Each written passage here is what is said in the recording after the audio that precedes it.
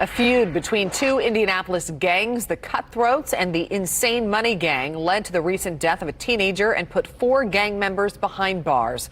According to new research from IMPD's Crime Gun Intelligence Center, a significant amount of crime in Indianapolis can be traced back to gang activity. News 8's Sierra Hignite reports.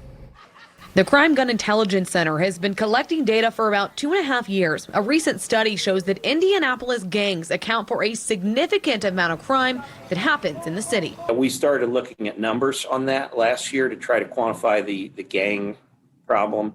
That 35 to 40% number comes up.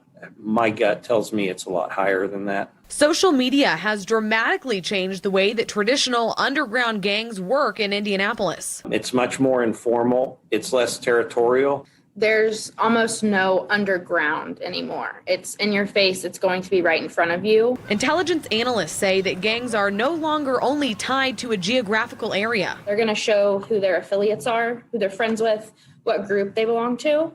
They're going to show how violent they are. There's going to be a lot of shots fired in those posts, whether it's a live video or an actual post. And then as well as kind of calling out who they're beefing with. Whereas the infamous Grundy Gang was an organized crime enterprise based around distributing narcotics, the more modern gangs, or groups as they are often referred to, are much smaller and are primarily built off of gaining popularity or social status, which police say can correlate with power. The groups that commit a lot of the violence, honestly, what we see a lot of is marijuana dealing, not a cartel related thing where they're bringing in pounds and pounds of meth or pounds and pounds of heroin.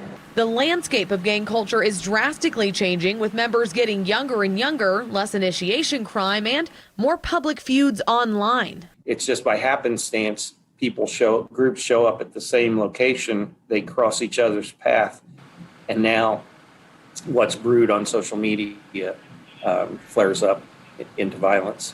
While there is still an underground gang network, those who do their business publicly are easier for police to track. The younger they get, the more likely they are to be posting, and it's almost easier to find.